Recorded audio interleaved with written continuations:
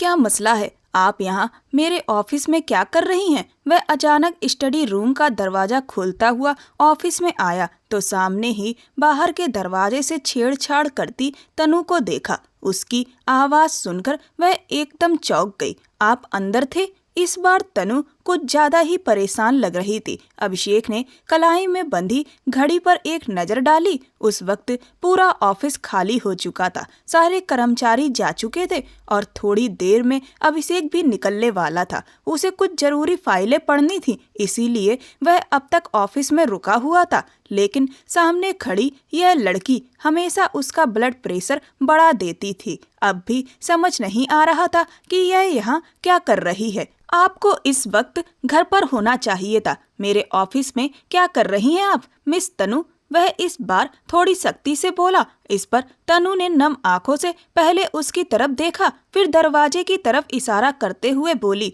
मेरे साथ बहुत बुरा प्रैंक हुआ है। आंखों में मोटे मोटे आंसू लिए वह हिचकियां रोकते हुए बोली, कौन सा प्रैंक? जो पूछा है उसका जवाब दीजिए। वह 2 कदम की दूरी पर खड़ा उससे सवाल कर रहा था। ईशान ने मुझसे कहा था कि आपने मेरे लिए एक काम रखा है। एक नीले रंग की फाइल है, उसे पूरा करके घर जाना है, वरना आप बहुत डांटेंगे। वह फाइल आपके टेबल पर ही थी। मैं वही फाइल ढूंढ रही थी, लेकिन वह मुझे नहीं मिली और जब बाहर जाने लगी तो यह दरवाजा लॉक था। मैं कब से खोलने की कोशिश कर रही हूँ, वह खुल ही नहीं रहा। वह सारी बात विस्तार से बताते हुए दरवाजे की तरफ इशारा करती हुई अभिषेक को देख रही थी। हटो यहाँ से। वह उसे हल्का सा पीछे करता हुआ खुद दरवाजा खोलने की कोशिश करने लगा। दरवाजा सच में लॉक था। किसने किया यह सब? सच सच बताओ। वह पलटकर तनु को गुस्से से देखते हुए बोला, मुझे नहीं पता, मैं तो खुद बहुत परेशान हूँ।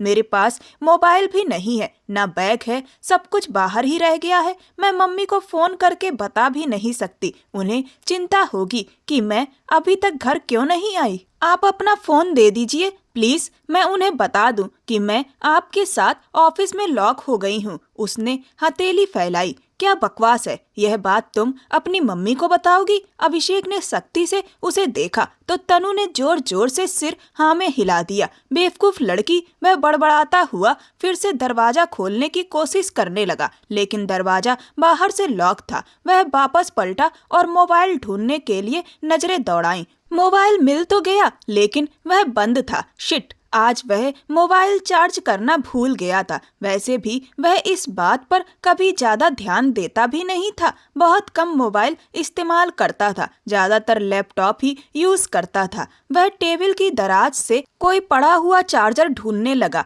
क्योंकि उसका अपना चार्जर तो घर पर था। एक पुराना चार्जर मिल ही गया। वह मोबाइल को चार्जिंग पर लगाकर एक तरफ रखता हुआ तनु की तरफ मुड़ा, जो अब भी दरवाजा खोलने की कोशिश में परेशान होकर बाहर मदद के लिए आवाज लगा रही थी। मिस तनु, जरा रिलैक्स करो, मोबाइल थोड़ा चार्ज हो जाने दो, मैं किसी को बुला लूंगा, गार्ड आएगा, दरवाजा खुल जाएगा। वह उसके पास आकर धीमे और नरम लहजे में बोला। उसे घबराने से रोकने की कोशिश कर रहा था, क्योंकि उस वक्त रात के 10 बज रहे थे और ऑफिस शाम 7 बजे तक पूरी तरह खाली हो जाता था। अभिषेक अक्सर देर से ही जाता था। उसका मन ही नहीं करता था घर जाने का। घर में था ही कौन जो उसका इंतजार करता, जिसे मिलने के लिए वह जल्दी जल्दी घर भागता। वह तो सिर्फ ईंट सीमेंट से बना एक बड़ा सा मकान था, जिसका नाम लाल महल था। बाबूलाल उसके दादा का नाम था और उन्हीं ने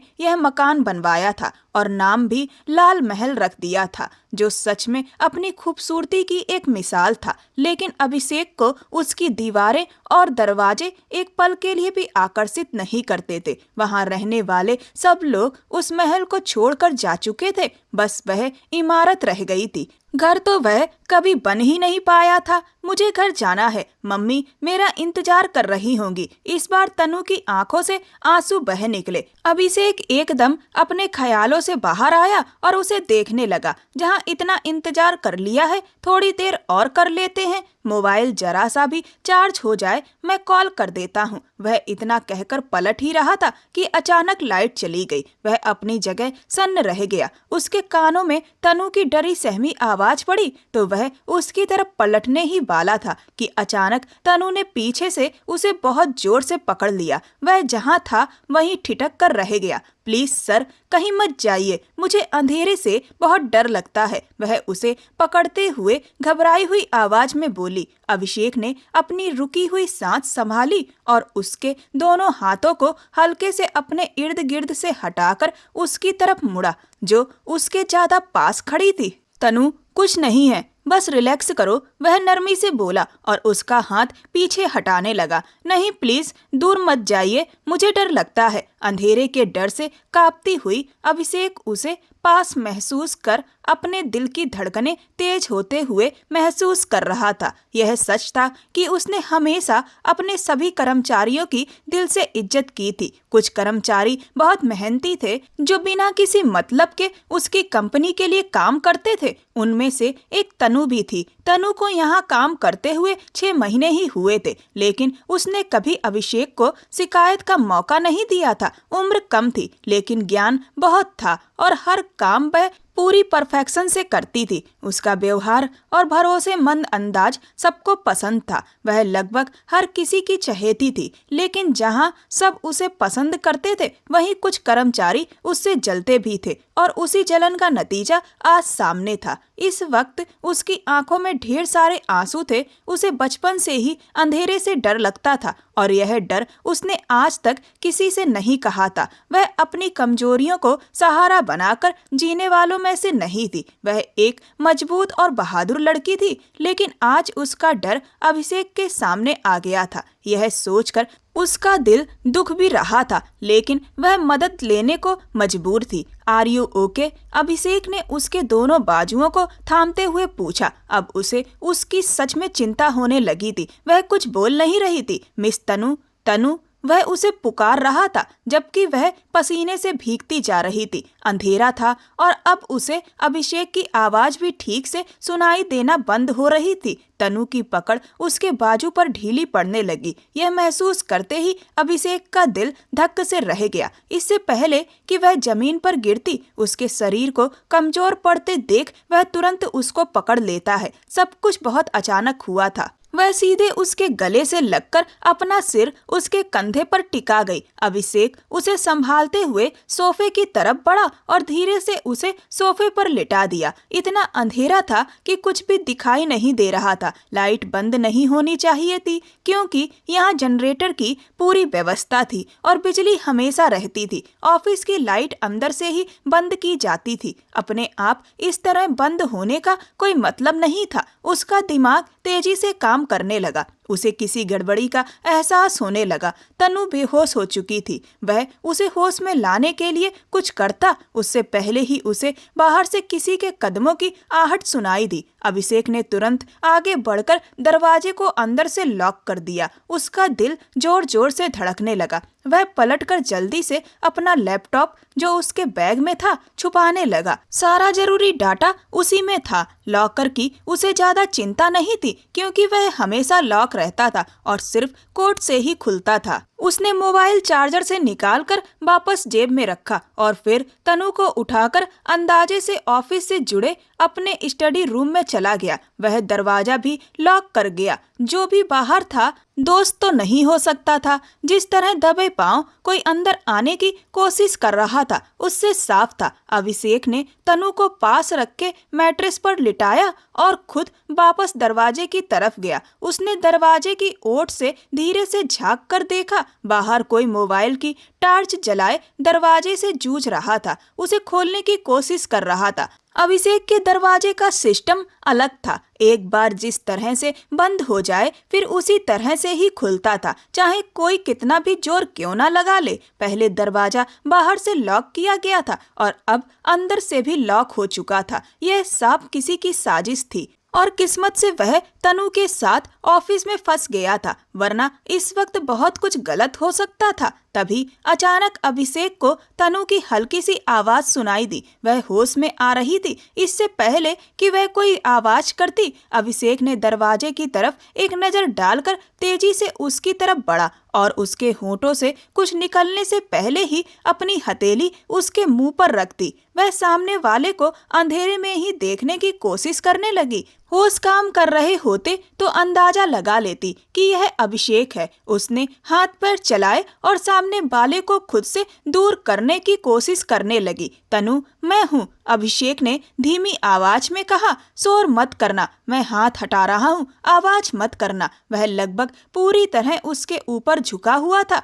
बिना उस पर जोर डाले। वह जैसे ही अपना हाथ पीछे हटाने वाला था, तभी बाहर से किसी ने दरवाजा खोलने की कोशिश की। अभिषेक का दिमाग घूम गया। मतलब जो भी था वह ऑफिस के अंदर आ चुका था। बाहर तनु ने घबराकर कुछ कहना चाहा, लेकिन अभिषेक ने उसके होठों पर उंगली रखकर उसे रोक दिया। श्श, कोई चोर है, तुम कुछ मत बोलो, मैं देखता हूँ। वह धीरे से कहते हुए उठने लगा, लेकिन तनु ने डर के मारे उसे कसकर पकड़ लिया और रोक लिया। प्लीज मत जाइए, मुझे बहुत डर लग रहा है, वह आंसू भरी आंखों से बोली। अभिषेक ने बेबस नजर से उसे देखा। समझ नहीं आ रहा था कि क्या करे। फिर वह चुपचाप उसके पास ही बैठ गया। ना जाने क्यों उस लड़की का डरना, रोना और सिसकना उसे बिल्कुल अच्छा नहीं लग रहा था। बाहर दरवाजे पर अभी भी कोई जोर आजमा रहा था, लेकिन वह लॉक किसी भी हाल में खुलने वाला नहीं था। अभिषेक अब थोड़ा निश्चिंत होकर उसके पास बैठा रहा। चाहता तो बाहर वालों को सबक सिखा देता, लेकिन यहाँ तनु की इज्जत का सवाल था। वह उसके बाजू को पकड़े बैठी थी। कुछ देर बाद पूरी तरह खामोशी छा गई। फिर भी अभिषेक अपनी जगह शांत बैठा रहा, उन हालात के बारे में सोचते हुए जो अचानक आज सामने आ गए थे। तभी तनु का सिर उसके कंधे पर आ टिका। अभिषेक चौंक गया। शायद वह सो गई थी। उसने उसे बिल्कुल भी नहीं हिलाया कि कहीं उसकी नींद न टूट जाए। वह अभी उसका सिर तकिए पर रखने ही वाला था कि तनु ने नींद में ही उसके कंधे पर सिर रख लिया। अभिषेक की एक धड़कन जैसे रुक सी गई। यह लड़की आज पहली बार उसे अपने होश पर भारी लग रही थी। वह भी चुपचाप वहीं टिक गया और अपनी आंखें बंद कर ली। बाहर से आने वाली आवाजें पूरी तरह बंद हो चुकी थी। वह गहरी सोच में डूबता हुआ धीरे धीरे नींद की आगोश में चला गया। उसे नहीं पता था कि आगे क्या होने वाला है। दोनों एक दूसरे के पास चुपचाप सो रहे थे, जैसे बहुत अरसे बाद आज ही उन्हें नींद नसीब हुई हो। मेरी तनु अभी तक नहीं लौटी अम्मा। सुबह का सूरज निकल आया था। अलका जी की पूरी रात आंखों में कटी थी। उनकी नजरें अब भी दरवाजे पर टिकी हुई थी। आंखें आंसुओं से भरी थी, लेकिन अब आंसू भी थक चुके थे। फिर भी बेटी की कोई खबर नहीं आई थी। अम्मा जी बोली, बच्चे तुम मेरी बात सुन भी तो नहीं रही। विजय कुमार से संपर्क क्यों नहीं कर रही? मानती हूँ कि वक्त और हालात के चलते तुम दोनों ने अपने अपने रास्ते अलग कर लिए और इतने साल बीत जाने के बाद ना तो एक दूसरे से बात हुई ना शक्ल देखी। लेकिन जो भी है वह रसूख वाला आदमी है। तनु उसकी भी बेटी है, वह ढूंढ लेगा। उनकी माँ ने फिर से समझाया। नहीं अम्मा, इतने सालों में उस आदमी ने कभी कोई खबर नहीं ली तो मैं क्यों लूं? क्या उसे कभी यह ख्याल नहीं आया कि उसकी एक बेटी है जिसकी जिम्मेदारी मुझे अकेले उठानी पड़ी?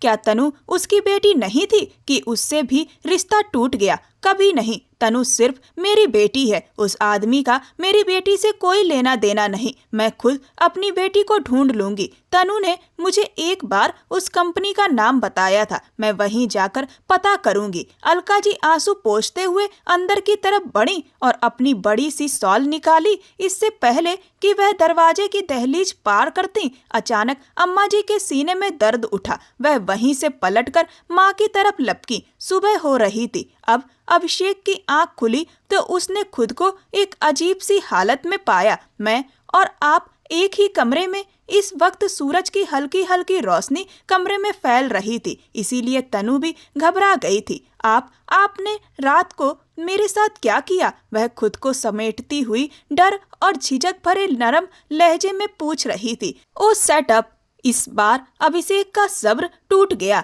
एक तो रात भर खुद मुझे पकड़ रही थी, मुझे अंधेरे से डर लगता है, यह कहकर पूरी रात मेरे कंधे को तकिया बनाकर ऐसे सोई रही जैसे पूरा हक हो। तब याद नहीं था यह सब। फिर तो मुझे भी कहना चाहिए कि तुम मुझे परेशान कर रही थी। अभिषेक ने भी बात उधार नहीं छोड़ी। मैं ऐसी लड़की नहीं हूँ, वह उठकर उसके पास आते हुए बोली। लेकिन जैसे ही उसकी नज़र अभिषेक के कंधे पर लगे लिपस्टिक के निशान पर पड़ी, वह भीतर से टूट सी गई। क्या वह सच कह रहा था? क्या वह खुद उसके कंधे पर सर रखकर सो गई थी? लेकिन क्यों? उसे खुद पर अफसोस होने लगा। तुम ऐसी नहीं हो, पर मैं ऐसा हूँ क्या? अभिषेक ने अपनी कमर पर हाथ रखकर उसे तीखी नजर से देखते हुए पूछा। वह बस चुपचाप सिर हिलाकर ना में इशारा करती रही। उस वक्त बिल्कुल एक मासूम सी डरी हुई लड़की लग रही थी। अभिषेक उससे बहस करने के बजाय दरवाजा खोलकर सीधे ऑफिस की तरफ बढ़ गया, जो उस वक्त पूरी तरह बिखरा हुआ था। तनु भी उसके पीछे पीछे कमरे से बाहर आई और यह देखकर बुरी तरह ठिठक गई। यह ऑफिस में क्या हो गया था? एक ही रात में इतना सब कुछ उलट पुलट हो चुका था। तनु के सवाल पर अभिषेक ने उसे घूर कर देखा और अपने सीक्रेट लॉक की तरफ बढ़ा, जहां तक किसी की पहुंच नहीं हुई थी। लॉक सुरक्षित था, लेकिन बाकी सारी चीजें बुरी तरह खंगाली जा चुकी थी। फाइलें, कागज सब इधर उधर बिखरे पड़े थे। साफ था कि किसी ने जानबूझकर सब तहस नहस किया था। उसने किसी भी चीज को हाथ नहीं लगाया। उसका इरादा साफ था, वह पुलिस को खबर देने वाला था। तनु ने झुककर एक कागज उठाना चाहा तो अभिषेक ने तुरंत उसकी कलाई पकड़कर उसे पीछे कर दिया। किसी चीज को हाथ नहीं लगाना, यह सब पुलिस देखेगी। मैं अभी उन्हें इन्फॉर्म करता हूँ। वह मोबाइल निकालते हुए बोला, लेकिन मोबाइल बंद था। रात में चार्ज भी नहीं हुआ था। पुलिस यह सुनते ही तनु घबरा गई। क्यों? क्या हुआ? अभिषेक के माथे पर बल पड़ गए। वो लोग हमें गलत समझेंगे। आप तनु थोड़ी देर चुप रहिए, बेकार की बातें मत कीजिए। वह उससे 2 कदम की दूरी पर खड़ा होकर बोला। उसी पल तनु की नजर फिर उसके कंधे पर जा टिकी, जहां लिपस्टिक का निशान साफ दिखाई दे रहा था। शर्म के मारे वह ठीक से बोल भी नहीं पा रही थी। सर, आपके ऑफिस में आईना है? वह चाहती थी कि अभिषेक शीशे में खुद को देख ले और वह निशान मिटा दे। उस तरफ बाथरूम है, अंदर ही आईना है। अभिषेक ने बिना उसकी तरफ देखे सामान्य अंदाज में कहा, सर, आप एक बार जाकर आईने में खुद को देख लीजिए। तब अभिषेक ने उसे गौर से देखा। क्यों? एक रात में मेरे सिर पर सींग निकल आए हैं? वह दांत भींचकर बोला। तनु ने हल्के से सिर हाँ में हिलाया। वह अभी बात पूरी ही कर रही थी कि तभी बाहर गिलास विंडो से किसी की परछाई दिखाई दी और आवाज भी आई। अभिषेक तुरंत उस तरफ लपका। अजय! अजय! वह उसके ऑफिस में काम करता था, भरोसेमंद आदमी था और रोज सुबह सबसे पहले वही ऑफिस आता था। अभिषेक की आवाज सुनते ही वह तुरंत दरवाजे की तरफ लपका और दरवाजा खोल दिया। अभिषेक ने राहत की सांस ली। जो भी रात को आया था, जाते वक्त दरवाजा फिर से लॉक कर गया था। सर, आप यहाँ? हैरान होकर बोला। हाँ, किसी ने दरवाजा लॉक कर दिया था। अभिषेक अपने पीछे तनु की आवाज सुनकर दांत पीस गया। उसे क्या जरूरत थी अजय के सामने आने की? ऑफिस में कर्मचारियों के आने का वक्त अभी नहीं हुआ था। सब 9 बजे तक आते थे। तनु जी, आप भी यही हैं? अजय ने हैरानी से पूछा। अजय, तुम जाओ और पुलिस को इन्फॉर्म करो। ऑफिस में अभी किसी को अंदर मत आने देना। रात को कोई घुसा था। क्या कुछ लेकर गया है? इसका अंदाजा नहीं है। पुलिस को कॉल मिलाओ और मेरी बात करवाओ। अभिषेक ने सख्ती से कहा। अजय बिना कुछ बोले सिर हिलाकर वहां से निकल गया। आप मिस तनु, अपना सामान उठाइए और फौरन यहाँ से निकल जाइए, इससे पहले कि कोई और आ जाए। आपको सीधे घर जाना चाहिए। वह कहते हुए खुद भी अपनी चीजें समेटने लगा। उसे आज कुछ जरूरी काम थे, लेकिन एसपी अमन पटेल से मिलकर यह सब मामला संभालना भी जरूरी था। आखिर कौन था जो रात को आकर सीक्रेट फाइलों तक पहुंचने की कोशिश कर रहा था? यह कोई छोटी बात नहीं थी। जरूर कोई बहुत बड़ा राज था जो उससे छुपा हुआ था। तनु अपना बैग उठाकर बाहर निकल गई। उसने मोबाइल देखा तो बैटरी फुल थी और लगभग 50 मिस्ड कॉल उसकी माँ की थी। वह बुरी तरह घबरा गई। वह ऑफिस की पार्किंग से निकलकर सड़क पर आ चुकी थी। ओह नो, मम्मी क्या सोच रही होंगी, मैं कहाँ थी, वह तो मुझसे नाराज भी होंगी, अब क्या करूं। वह इधर उधर घबराई नजरों से देखने लगी। 7 बजने वाले थे। तनु ने डरते डरते माँ को कॉल मिलाई जो पहली ही रिंग में उठा ली गई। कहाँ हो तुम, रोते हुए बोली। मम्मी, मैं ऑफिस में फंस गई थी, अभी घर आ रही हूँ। तनु जल्दी से बोली। नहीं, घर मत आना, सीधे हॉस्पिटल पहुँचो, तुम्हारी नानी को हार्ट अटैक आया है, हम सब हॉस्पिटल में हैं। अलका जी की बात सुनते ही तनु का चेहरा सफेद पड़ गया। नानी हॉस्पिटल में, वह बहुत धीमी आवाज में बोली, लेकिन तब तक कॉल कट चुकी थी। उसने आंसू पोंछते हुए इधर उधर देखा कि कोई गाड़ी मिल जाए, लेकिन इस इलाके में इतनी सुबह टैक्सी मिलना आसान नहीं था। उसे पैदल ही दूसरे स्टॉप तक जाना पड़ता। वह रोती जा रही थी कि तभी एक गाड़ी आकर उसके पास रुकी। आप अभी तक यहीं हैं, घर नहीं गई? यह आवाज सुनकर वह चौंकी। अभिषेक एसपी अमन पटेल से सारी बात करके अजय को जरूरी हिदायतें दे चुका था और अब घर के लिए निकल रहा था। तनु को सड़क किनारे इस हाल में खड़ा देखकर वह गाड़ी रोककर उसके पास आ गया। सर, मेरी नानी, वह हॉस्पिटल में है और कोई गाड़ी नहीं मिल रही। वह रोते रोते बोली। ठीक है, आओ, मैं छोड़ देता हूँ। उसने बिना सोचे उसे मदद की पेशकश कर दी। आम हालात में वह मना कर देती, लेकिन इस वक्त उसे हर हाल में जल्दी हॉस्पिटल पहुँचना था। इसीलिए एक पल की देर किए बिना वह गाड़ी में बैठ गई। अभिषेक ने गाड़ी हॉस्पिटल की तरफ मोड़ दी और कुछ ही मिनटों में वे दोनों वहां पहुंच गए।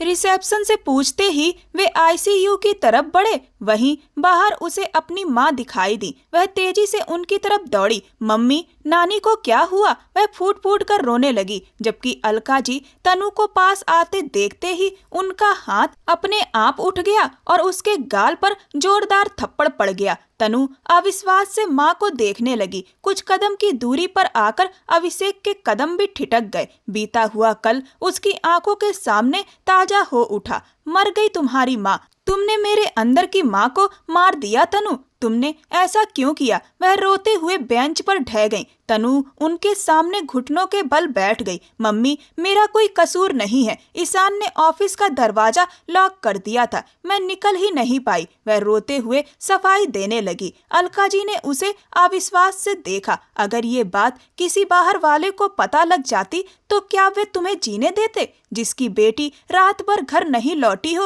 वह दर्द और गुस्से से भरे लहजे में बोली। तनु की हिचकी निकल गई। तभी अलका जी की नजर अचानक सामने खड़े उस आदमी पर पड़ी जिसके मुंह से अपने लिए आंटी जैसा संबोधन सुनाई दिया था। वह एकदम अपनी जगह से उठ खड़ी हुई। अभिषेक चलता हुआ अलका जी के पास आया। वह उसे एकटक देखती चली गई। अभिषेक की आंखों में पहचान की चमक थी। वह यह चेहरा कभी नहीं भूल सकता था जिसे वह बचपन से देखता आया था और पूरे 2 साल अपने करीब पाया था। कितना प्यार दिया था उस औरत ने उसे, यह अभिषेक को अच्छी तरह याद था। अगर तुम गिर गए तो मुझसे बुरा कोई नहीं होगा। वह स्लाइड ले रहा था, तभी अलका जी ने उसे डांटा था। वह खिलखिलाकर हंस पड़ा था। वही मुस्कान आज फिर अभिषेक के होठों तक आई, लेकिन आज वह मुस्कान जख्मी थी। उनके अचानक चले जाने के बाद उसने उन्हें कहां कहां नहीं ढूंढा। पूरे घर में भटकता रहा,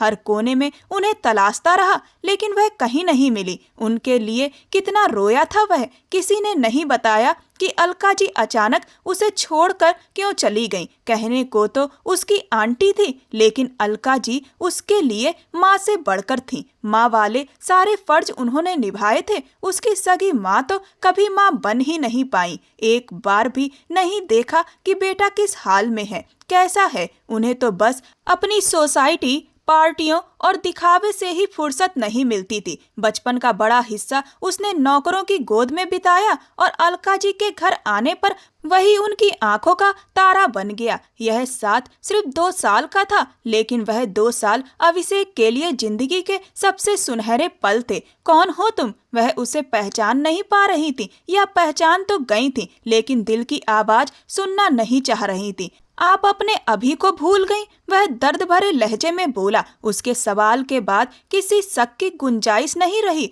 वह उसका चेहरा देखते ही सब कुछ भूल गईं। उनकी जान बसती थी उस वजूद में। एक दिन भी वह उसे नहीं भूली थी। हर रोज उसे याद करती रही और आज वह सामने खड़ा था। उन्होंने उसका चेहरा अपने हाथों में थाम लिया। मेरा अभी, वह हिचकियों के बीच बोली। अभिषेक ने सिर हिलाकर अपने आंसू रोकने की कोशिश की, लेकिन अलका जी अपने आंसू नहीं रोक पाई। अगले ही पल अभिषेक ने उन्हें अपने गले से लगा लिया। उन दोनों को यूं एक दूसरे से लिपटा देख तनु का मुंह खुला का खुला रह गया। क्या ये दोनों एक दूसरे को जानते हैं? यह सवाल उसके दिमाग में घूमने लगा, लेकिन उसके होंठ खामोश रहे। तभी डॉक्टर वहां आ गई और सबका ध्यान उधर चला गया। आपकी मरीज अब खतरे से बाहर हैं। थोड़ी देर में उन्हें होश आ जाएगा। मैं अम्मा से मिल लूं? अलका जी का लहजा अब भी कांप रहा था। डॉक्टर ने उन्हें तसल्ली दी। चिंता मत कीजिए, सब ठीक हो जाएगा।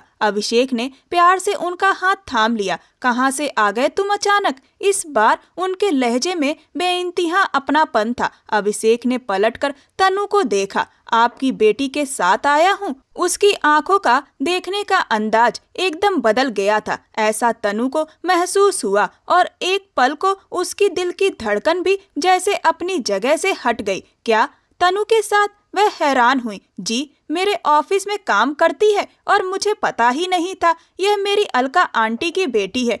वह आगे कुछ बोले बिना पास की बेंच पर बैठ गया। अब उसकी आवाज धीमी हो गई थी। रात भर मेरे साथ ही थी। उसके अगले शब्द सुनते ही अलका जी चौंक उठी। अभिषेक ने तुरंत सफाई दी। गलत मत समझिए, किसी की शरारत की वजह से हम एक कमरे में लॉक हो गए थे। यह आपकी बेटी है, यह मुझे पता नहीं था, लेकिन फिर भी मैंने उसकी पूरी हिफाजत की। फिर वह बहुत धीमे से उनके कान के पास बोला, इतना धीमा कि तनु सुन न सके। अगर मुझे पता होता कि यह आपकी बेटी है तो पलकों पर बैठाकर रखता। उसकी बात सुनकर अलका जी के चेहरे पर हल्की सी मुस्कान आ गई। वह उसे अच्छी तरह जानती थी। हर बात वह उनसे सीधे और साफ कह देता था। अलका जी ने सामने खड़ी आंखें फाड़े देखती तनु पर नजर डाली। उसके सफेद गाल पर उंगलियों के निशान साफ दिख रहे थे। अब उन्हें अफसोस हो रहा था। बेटी को बिना पूरी बात जाने मार दिया था। इधर आओ, उन्होंने इशारे से बुलाया। तनु गहरी सांस लेकर बेंच के दूसरी तरफ जाकर बैठ गई। अलका जी ने प्यार से उसके गाल पर उंगलियां फेर दी। अभिषेक की नजर भी उसके लाल पड़े गाल पर गई तो उसके दिल में अजीब सी कसक उठी। उसका जी चाहा कि उसी पल उसके गाल पर अपने हाथ रख दे, लेकिन अभी नहीं। अभी उसका वह हक नहीं था, लेकिन बहुत जल्द सब हक अपने नाम करवाने वाला था। आखिर वह उसकी अलका आंटी की बेटी थी। पहला हक भी उसी का था और आखिरी भी। यह सोचकर वह नजरें फेरते हुए हल्के से मुस्कुरा दिया। उधर अलका जी ने तनु को गले से लगा रखा था और वह चुपचाप रो रही थी। जोर से लगी है? अलका जी ने उसके आंसू पोंछते हुए पूछा। तनु ने सिर ना में हिला दिया। आपकी बातों ने मुझे बहुत दुख दिया मम्मा। वह भी अभिषेक की तरह साफ बोलने वाली थी। जो दिल में होता कह देती। यह कहते हुए उसने अपने आंसू खुद ही पोंछ लिए। अम्मा जी को अब वार्ड में शिफ्ट किया गया तो वे तीनों भी वहीं पहुंच गए। दोपहर तक उन्हें डिस्चार्ज मिल गया। अभिषेक खुद उन्हें उनके घर छोड़ने गया। अम्मा जी अभिषेक से मिलकर खुश हुई, लेकिन अभी उनकी तबीयत ऐसी नहीं थी कि ज्यादा बात कर पाती। अभिषेक उन्हें आराम करते छोड़कर अब की बार अलका जी के पास आया और उनकी गोद में सिर रखकर कारपेट पर बैठ गया। वह आज भी नहीं बदला था, बिल्कुल पहले जैसा ही था। अलका जी ने उसके घने बालों में प्यार से हाथ फेरा तो अभिषेक को एक गहरा सुकून मिला। वह आंखें बंद किए उस एहसास को जी रहा था। घर में सब कैसे हैं अभी? ना चाहते हुए भी अलका जी के मुंह से वह सवाल निकल गया जो वह नहीं पूछना चाहती थी। सच बोलूं या झूठ, वह वैसे ही आंखें मूंदे उनकी गोद में सिर रख के बोला। उधर तनु उनके लिए खाना तैयार कर रही थी। मम्मा के कहने पर अलका जी ने अम्मा जी को सूप बनाकर दे दिया था। अब तनु चूल्हे पर बिरयानी बना रही थी और वह भी मोबाइल देखकर। वह अक्सर मोबाइल से ही मदद लिया करती थी। बहुत अच्छी कुक नहीं थी लेकिन बुरी भी नहीं थी और इस वक्त वह पूरी तल्लीनता से अपने काम में लगी हुई थी। जबकि कमरे में अभिषेक और उसकी आंटी अलका का लगाव वैसे ही चल रहा था। इमोशनल सीन उस लाल महल जैसा था जिसमें कभी आग लगी थी और फिर उसमें दोबारा रहना किसी के नसीब में नहीं हुआ। उसके शब्द सुनकर अलका जी ने उसे अचरज से देखा तो वह आंखें खोलकर ऊपर उनकी तरफ देखने लगा। लाल महल खाली पड़ा है, यह कहते हुए वह दुखी हो गया। आपके जाने के बाद मैं पूरे घर में आपको ढूंढता था, रोता था, चिल्लाता था, चीजें तोड़ देता था कि आप मुझे मिल जाएं। तब मम्मा पापा की लड़ाई होती थी कि बेटा मेरा है और यह आपको क्यों याद कर रहा है। मेरी मम्मा मेरे पास आती थी तो मैं उन्हें झटक देता था। वह और दूर होती चली गई और फिर पापा से लड़कर घर छोड़कर चली गई। मैं बिल्कुल अकेला रह गया। वह अपनी सारी भावनाएं उड़ेलता चला जा रहा था। क्या बिगड़ जाता अगर आप मुझे भी अपने साथ ले जाती। आपको पता था मैं आपके लिए कितना पागल था। 8 साल का था जब आप मिली और आप ही तो थीं जिन्होंने मुझे बताया कि माँ क्या होती है। लेकिन सिर्फ 2 साल उसके बाद आज 20 साल बाद आप सामने हैं। आपके बाल सफेद हो गए हैं आंटी जी। बात करते करते वह भीगी आवाज में मुस्कुरा दिया तो अलका जी भी हल्के से हंस पड़ी। क्या करूं, बूढ़ा तो होना ही था। वह अपनी आंखें पोंछते हुए मुस्कुराकर बोली, आपने दूसरी शादी नहीं की ना? उसका सवाल उनकी दुखती रग पर लग गया। वह एकदम गंभीर हो गई। तुम्हारे अंकल ने मुझे तलाक नहीं दिया था। अलका जी बोली, तलाक दे भी देते तो शादी नहीं करनी थी। मेरी तनु 2 साल की थी। यह बात तो तुम्हारे अंकल जानते थे। उन्हें तो दूसरी लड़की का भूत सवार हो गया था और जब मैंने मना किया, रोका तो उन्होंने मुझे घर से निकाल दिया। वह पुरानी बातें याद करके दुखी हो रही थी। यह बातें उन्होंने आज तक तनु को भी नहीं बताई थी लेकिन आज अपने अभिषेक को देखकर खुद को रोक नहीं पाई। बरसों बाद कोई अपना सामने था जिसके कंधे पर सिर रखकर वह रो सकती थी। दिल की हर बात कहकर मन का बोझ हल्का कर सकती थी। शायद तुम्हारे अंकल भी अब बूढ़े हो गए होंगे। यह कहते कहते वह कुछ पल के लिए चुप हो गई। वह बोला, वह यहाँ नहीं है। दूसरी शादी करके उसी औरत के साथ रह रहे हैं। उसके बाद बस लड़ाइयाँ ही देखी। उनकी भी एक बेटी थी लेकिन वह आपको याद करके रोते थे। यह सुनते ही अलका जी का दिल और भारी हो गया। मतलब वह आदमी अपनी नई दुनिया बसा चुका था और वह आज भी उसी के नाम पर बैठी थी। फिर कहते हैं औरत बेवफा होती है। अभिषेक ने उनका हाथ थाम लिया। आप दुखी मत होइए, वह हल्के से बोला। फिर बोला, तनु ने खाना नहीं लगाया अभी तक। वह उठने लगी तो अभिषेक ने उन्हें फिर से बिठा दिया। आप रहने दीजिए, मैं देख लेता हूँ। वह उठते हुए बोला, फिर रुक गया। इजाजत है, वह हल्की सी मुस्कान के साथ बोला तो अलका जी ने नम आंखों से उसकी तरफ देखते हुए सिर हिला दिया। उस वक्त वह खुद भी कुछ देर अकेले रहना चाहती थी। पुराने जख्म फिर से हरे हो गए थे। अभिषेक कमरे से निकलकर किचन की तरफ चला गया। छोटा सा लेकिन बहुत साफ सुथरा फ्लैट था, बिल्कुल अलका जी की तरह। यही सोचता हुआ वह किचन में पहुंचा तो देखा तनु आटे से जंग कर रही थी। दुपट्टा उसने कुर्सी पर डाल रखा था और खुले बालों में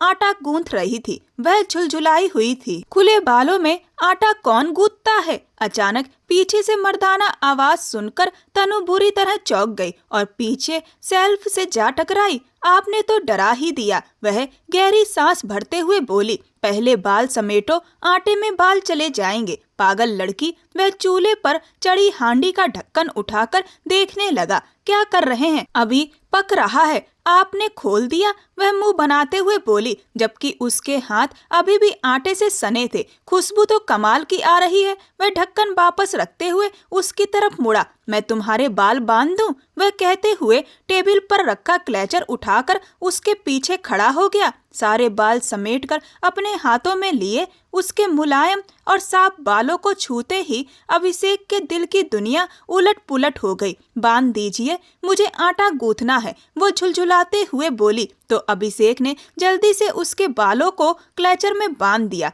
वह आटे से जूझते हुए झुंझुला गई तो उसकी तरफ मुड़ी। वह उसकी तरफ घूम गया। मुझे आटा गूंथना नहीं आता, सच में, क्या बाजार से रोटियां ले आएंगे? उसकी इस बात पर अभिषेक उसे मीठी नजरों से देखकर किचन से बाहर चला गया। वह यह नहीं कह पाया कि रोटियां क्या, वह पूरा तंदूर उठा लाएगा। बस इतना ही बोला, ले आऊंगा, और नजरें फेर ली जो बार बार तनु के गुलाबी गालों पर टिक जा रही थी। ना जाने क्यों उसका देखने का अंदाज बदल गया था। शायद वजह उसकी आंटी जी थी जिनसे वो लगाव रखता था और अब उनकी बेटी पर दिल ही दिल में अपना हक मान बैठा था।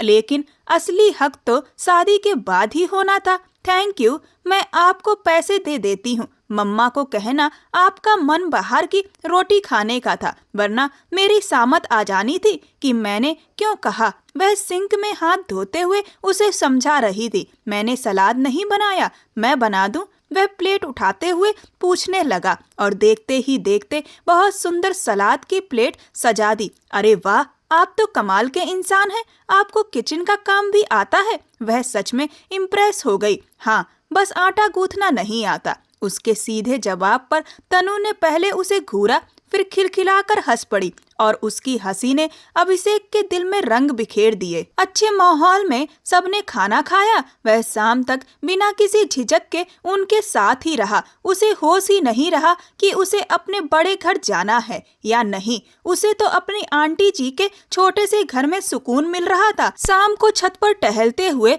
वे दोनों ऊपर थे। अलका जी थककर नीचे चली गईं और दोनों छत पर अकेले रह गए। अलका जी ने एक बार भी उन्हें नीचे आने को नहीं कहा। तनु ने महसूस किया कि उसकी मम्मा उस आदमी पर आंख बंद करके भरोसा कर रही थी और जरूरत से ज्यादा अपनापन दिखा रही थी। तनु के मन में हल्की सी जलन हुई। काफी वक्त हो गया है आपको हमारे घर पर, अब आपको अपने घर जाना चाहिए। अचानक उसके होंठों से यह सुनकर अभिषेक एक पल को रुका, लेकिन फिर चलने लगा। मेरा घर मेरी आंटी जी के साथ है, जहाँ वो हैं वहीं मैं हूँ, उसने धीमे चलते हुए जवाब दिया। वो मेरी मम्मी है। अब की बार तनु थोड़ा खफा होकर बोली। इस पर अभिषेक के होंठों पर हल्की मुस्कान आ गई। मैंने कब कहा कि वो तुम्हारी मम्मी नहीं है? मेरी तो वो आंटी जी हैं, उसने पूरे हक से कहा। देखिए सर अभिषेक, अब ये ज्यादा हो रहा है। मेरी मम्मी को मुझसे छीनने की कोशिश मत कीजिएगा,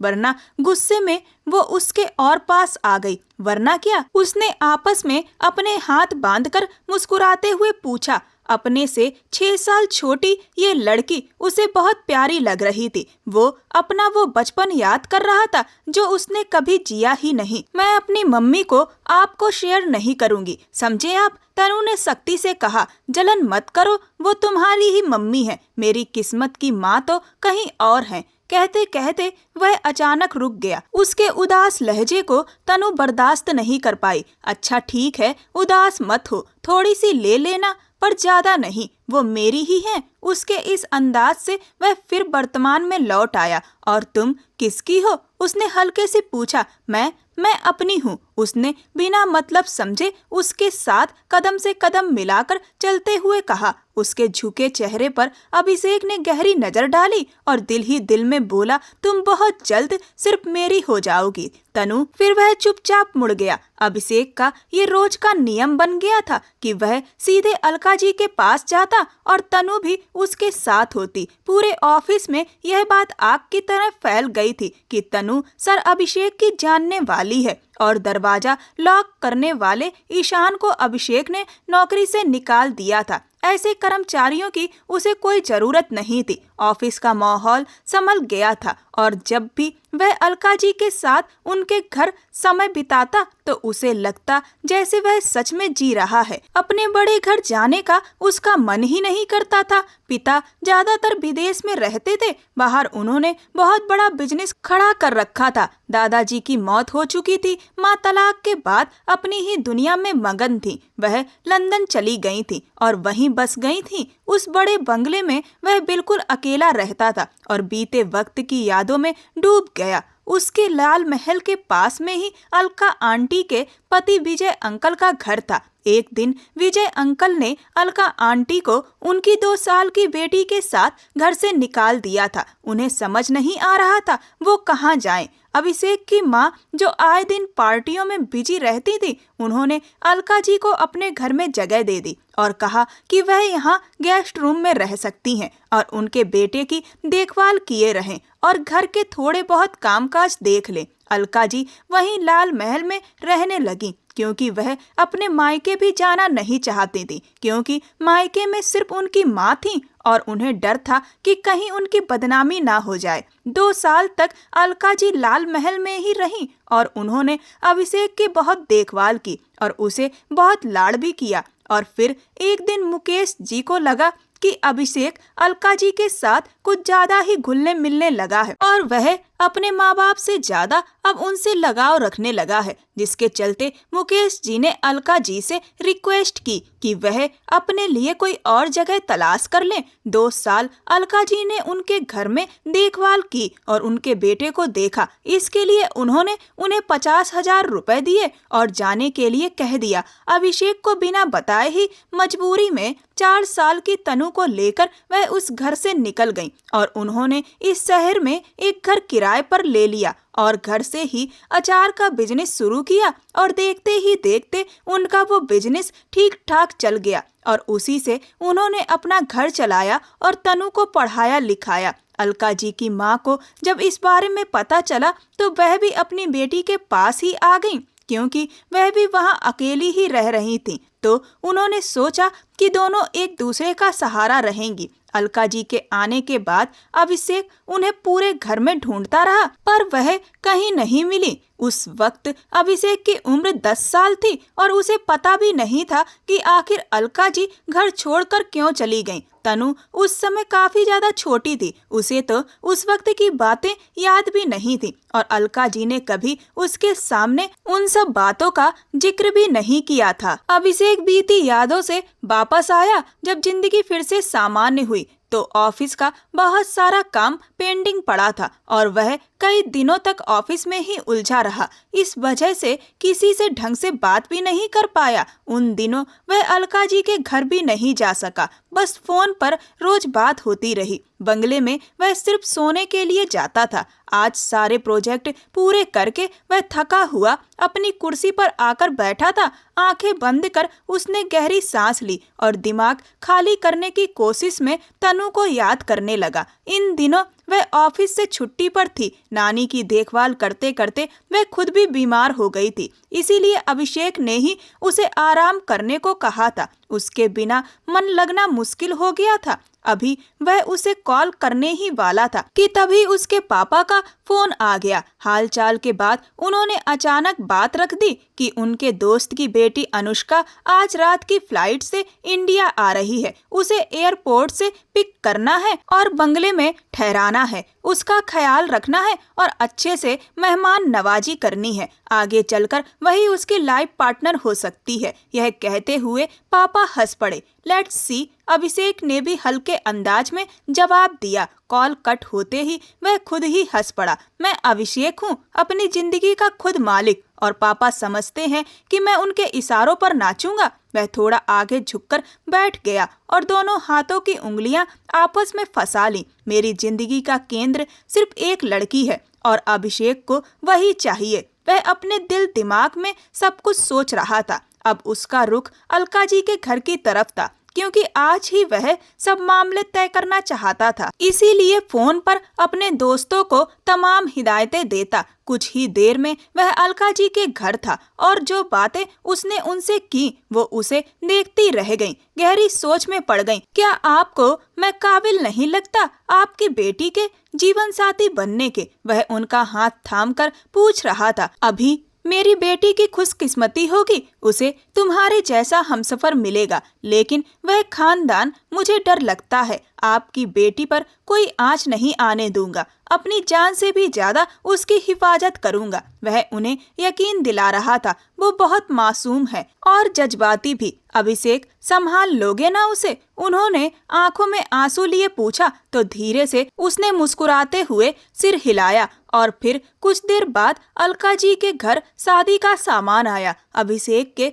2 दोस्त भी उनके साथ मौजूद थे। खूब रौनक सी हो गई। अभिषेक के तो पैर ही जमीन पर टिक नहीं रहे थे। दूसरी तरफ तनु बैठी थी, अभी भी बुखार से जूझ रही थी और अब अचानक उसे शादी की खबर और शादी का जोड़ा मिल गया। बाकी सब सामान भी। यह सब अभिषेक ने कब लिया? तनु को कुछ पता नहीं था, लेकिन अभिषेक से शादी की बात उसकी मम्मा ने तय कर दी थी। पूछना तो दूर, राय लेना भी जरूरी नहीं समझा। यहाँ तक कि अभिषेक ने भी कोई बात नहीं की, सीधे शादी के लिए तैयार कर दिया। उस पल तनु का जी चाहता था इनकार कर दे। क्या उसकी राय की कोई अहमियत नहीं? किसी ने पूछना तक गवारा नहीं किया। वह रो दी। अभिषेक क्या मिला? बेटी की राय की भी कोई कदर नहीं। अलका जी घबराकर उसे देखती रहीं और पुकारा, तनु बेटा, तुम खुश हो? लेकिन वह बिल्कुल खामोश थी। काफी देर बीत गई, लेकिन उसने कुछ नहीं कहा। इसके बाद बाहर अभिषेक तक भी यह खबर पहुंची। वह दिल के हाथों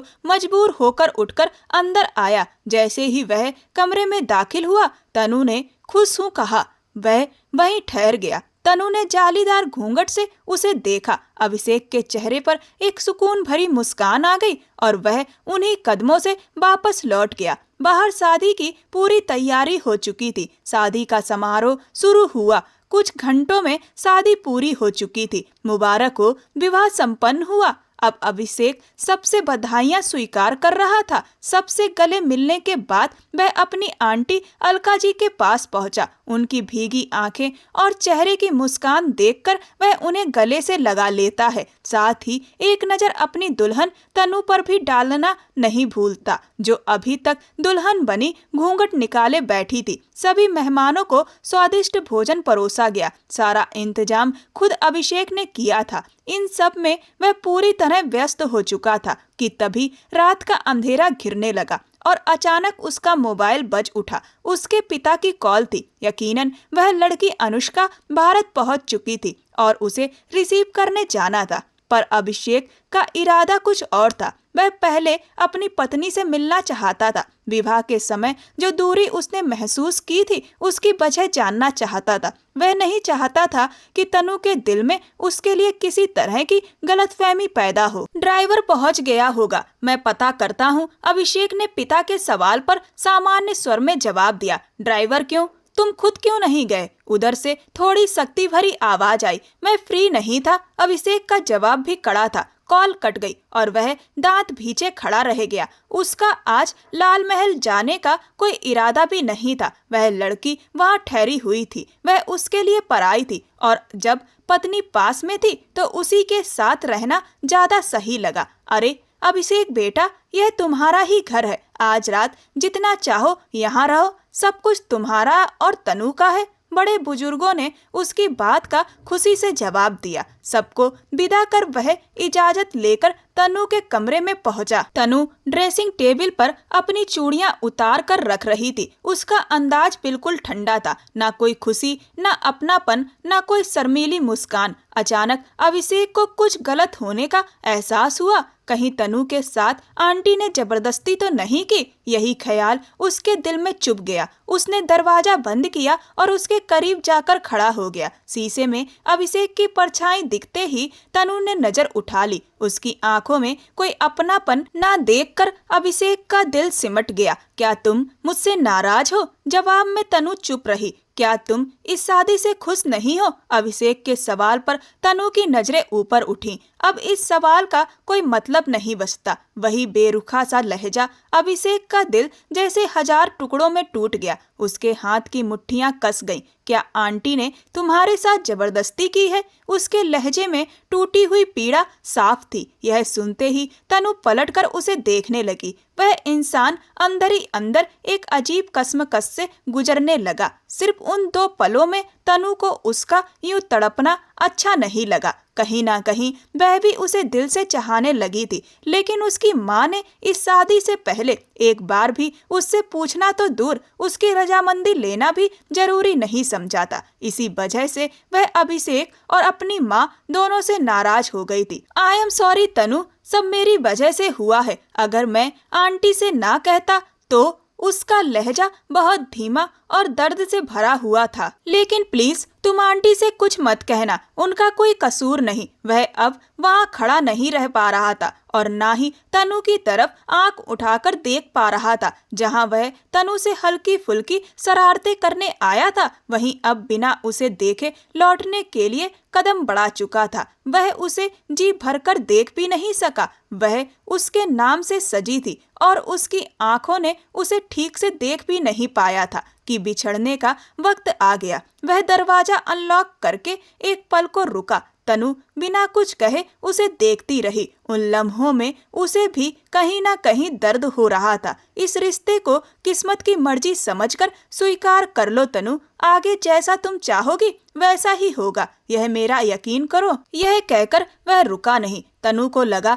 जैसे वह चला नहीं गया, बल्कि उसका दिल निकाल कर ले गया हो। उसके हाथ अपने आप गालों पर आ गए और खामोश आंसू उसकी आंखों से बहने लगे, जिन्हें यकीनन अभिषेक ने नहीं देखा था। वह बाहर गार्डन में आकर गहरी सांस लेने लगा। घर के पीछे बने छोटे से बगीचे में जाकर वह एक कुर्सी पर बैठ गया। गहरी सांस भरकर हवा में छोड़ दी और आंखें बंद कर ली। आज वह कितना खुश था, जैसे दुनिया की सारी खुशियां मिल गई हों। लेकिन अब ऐसा लग रहा था जैसे सब कुछ पाकर भी वह खाली हाथ रह गया हो। वह अपने हाथों को देखता हुआ चुपचाप बैठा रहा। रात गहराती जा रही थी। वह वहाँ कब से बैठा है इसका उसे अंदाजा भी नहीं रहा। तनु पानी लेने बाहर आई तो उसे ना पाकर ढूंढते ढूंढते बगीचे तक पहुंच गई। इतनी ठंड में रात के 1 बजे उसे वहां देखकर वह हैरान रह गई। आगे बढ़ी तो ठंडी हवा के झोंके ने उसे जकड़ लिया।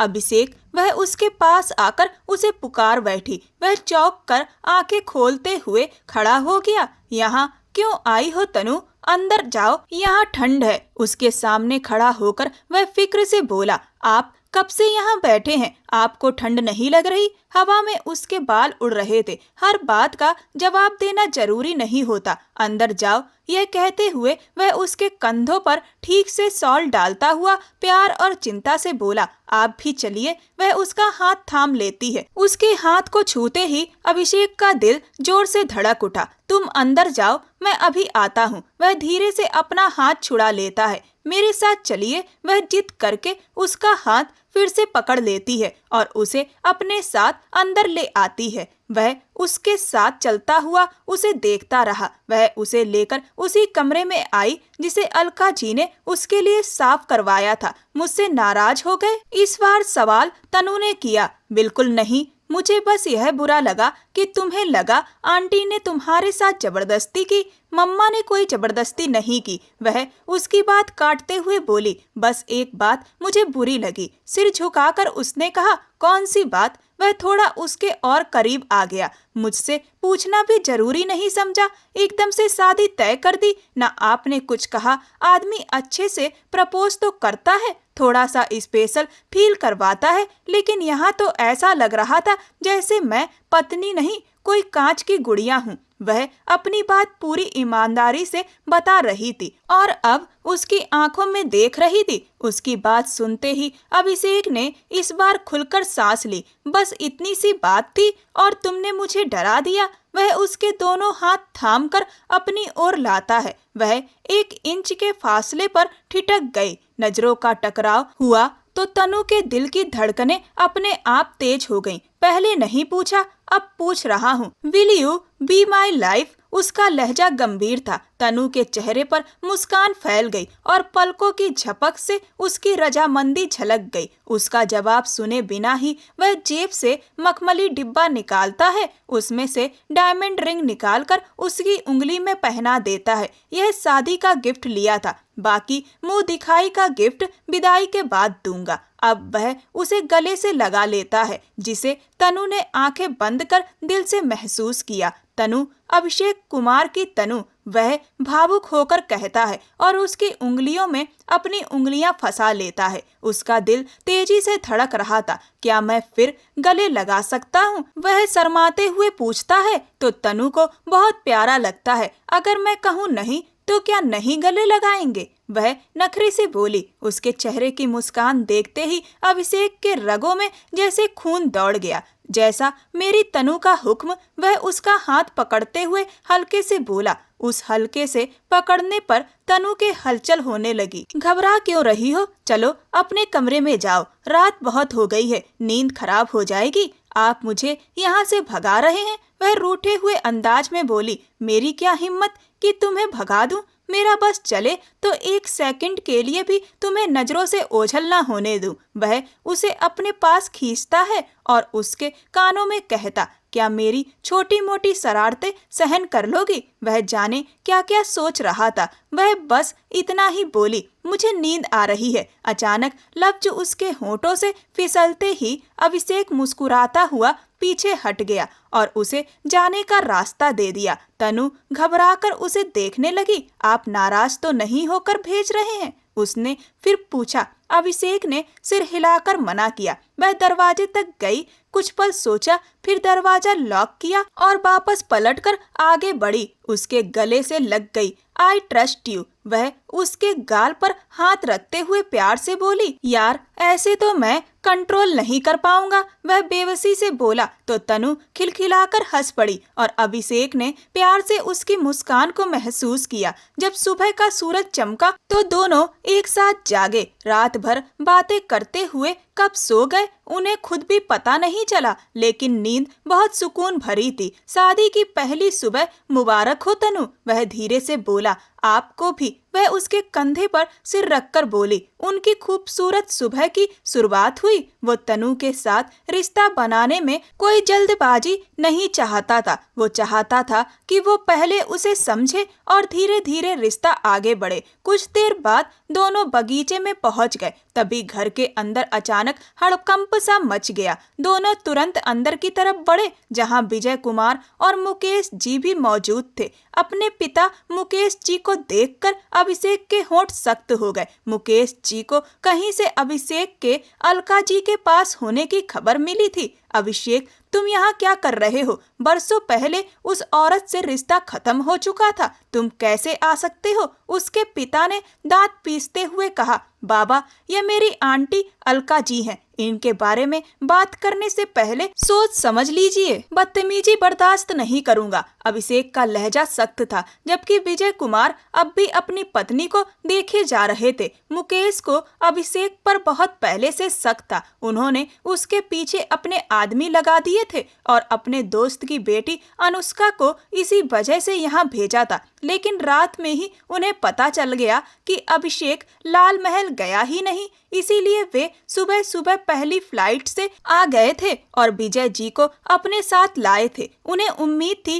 कि विजय जी अपनी पत्नी अलका जी को समझाएंगे कि वो अभिषेक को उनके साथ भेज दे, और इस वक्त वो स्तब्ध खड़े थे। तुम अपने पिता से बदतमीजी करोगे इससे पहले कि मेरा सब्र टूटे? चलो यहाँ से, मुकेश ने हक जताते हुए कहा और उसकी कलाई पकड़ ली। लेकिन अभिषेक ने बहुत शांति से उनका हाथ पीछे कर दिया। मेरा सबसे गहरा रिश्ता मेरी आंटी से है, जिसे आप तो क्या कोई भी नहीं तोड़ सकता। जिस भरोसे से वह बोल रहा था, मुकेश को लगा आज उसका कद उनसे ऊंचा हो गया है। अगर तुमने उस औरत से रिश्ता रखा तो तुम्हें बेटे होने के हक से आजाद कर दूंगा और लाल महल भी नहीं मिलेगा, उन्होंने धमकी दी। अभिषेक हल्की सी मुस्कान मुस्कुराया। मंजूर है, मेरी तरफ से लाल महल में मेरे नाम का एक मेरा बुत बनवा दीजिएगा, क्योंकि जीते जी आपने अपने बेटे को मार दिया। जाइए यहाँ से, नमस्कार। वह अपना रुख मोड़ चुका था। तुम पछताओगे। एक आखिरी बार कोशिश की गई। दरवाजा उस तरफ है, वह बिना देखे बोला। मुकेश ने विजय जी की ओर देखा। देख लिया इस औरत को, बरसों बाद बाप बेटे को अलग कर दिया। उसने जहर भरे लहजे में कहा। बाबा, अभिषेक की आवाज अचानक ऊंची हो गई। मैं आखिरी बार कह रहा हूँ, ऐसा कुछ मत कहिए कि मैं अपना आपा खो दूं। वह चिल्ला उठा। मुकेश गुस्से में पैर पटकते हुए बाहर निकल गए। सच तो यह था कि विजय जी जानते भी नहीं थे कि मुकेश जी उन्हें किसके घर ला रहे हैं। यहाँ आकर पता चला कि यह घर तो अलका जी का है। मुकेश जी ने कहा था कि जरूरी काम है, तुम्हें मेरे साथ चलना होगा। अच्छा व्यवहार था दोनों लोगों का आपस में, तो वो चले आए। मुकेश जी को पता था अगर सच बता देते तो शायद वो साथ आने को राजी ना होते, पर जिस सोच से मुकेश जी उन्हें लाए थे वो बेकार हो गया, क्योंकि विजय जी के मुंह से कुछ निकला ही नहीं।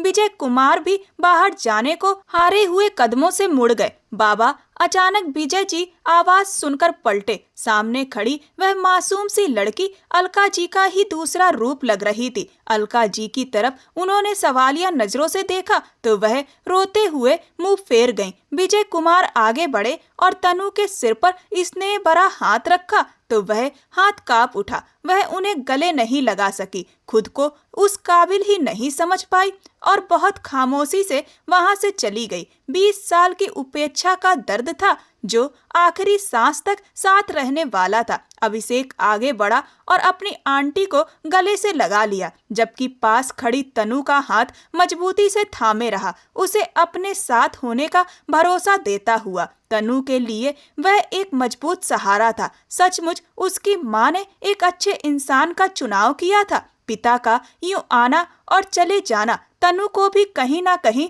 दुखी कर गया, पर माँ का साथ और अभिषेक की मौजूदगी अब उसके जीवन का सहारा थी। अलका जी चाहती तो माफ करके पति को रोक सकती थी, मगर 20 साल की जिंदगी के साथ हुई नाइंसाफी उन्हें रोक गई। हमेशा औरत ही माफ करती आई है, पर कब तक? उसका भी दिल होता है जो टूट जाए तो फिर जुड़ने में वक्त लगता है। उन्होंने एक नजर अभिषेक और अपनी बेटी पर डाली तो चेहरे पर कृतज्ञता आ गई। बेटे जैसे दामाद के रूप में अभिषेक को पाकर वे खुद को खुशकिस्मत मान रही थी। अभिषेक और तनु एक दूसरे के साथ, यही उनके लिए सबसे बड़ी तसल्ली थी। उधर अनुष्का से माफी मांगकर मुकेश जी ने उसे वापस भेज दिया। कुछ दिन में मुकेश जी को अकेले उस लाल महल में रहते हुए एहसास हुआ कि उन्हें अपनी जिद छोड़ देनी चाहिए। उनका बेटा समझदार है और वो अपने फैसले खुद ले सकता है। अगर वो अपनी जिद में रहे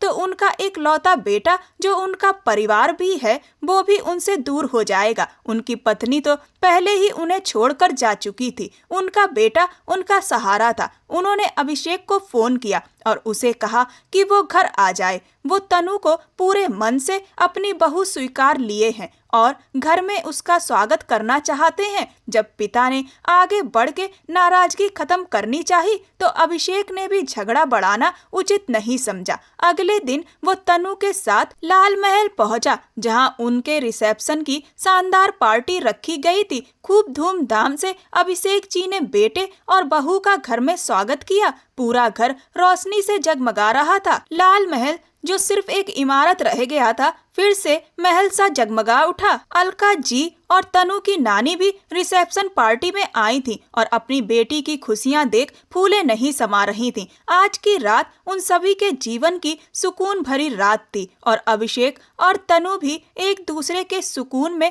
पूरी तरह खो चुके थे, हमेशा के लिए एक दूसरे के हो चुके थे। दोस्तों, पति पत्नी के रिश्ते में वफादारी की जिम्मेदारी किसी एक व्यक्ति की नहीं होती है, बल्कि दोनों को ही रिश्ते में वफादार होना चाहिए, तभी रिश्ता सही तरीके से निभ पाता है। आपको ये कहानी कैसी लगी मुझे कमेंट सेक्शन में कमेंट करके जरूर बताएं। ये कहानी पूर्णतः काल्पनिक है। इसमें दिखाई गई सभी घटनाएं और पात्र पूर्णतः काल्पनिक हैं। इन घटनाओं का किसी भी व्यक्ति या स्थान से कोई भी कनेक्शन नहीं है। ये कहानी केवल मनोरंजन के उद्देश्य से और सामाजिक शिक्षा के उद्देश्य से बनाई गई है। ये कहानी सिर्फ 18 वर्ष या उससे अधिक के लोगों के लिए है। ऐसी और भी रोमांचक कहानियों को सुनने के लिए मेरे चैनल को सब्सक्राइब कर वीडियो को लाइक कर दें और वीडियो को ज़्यादा से ज़्यादा शेयर करें। धन्यवाद।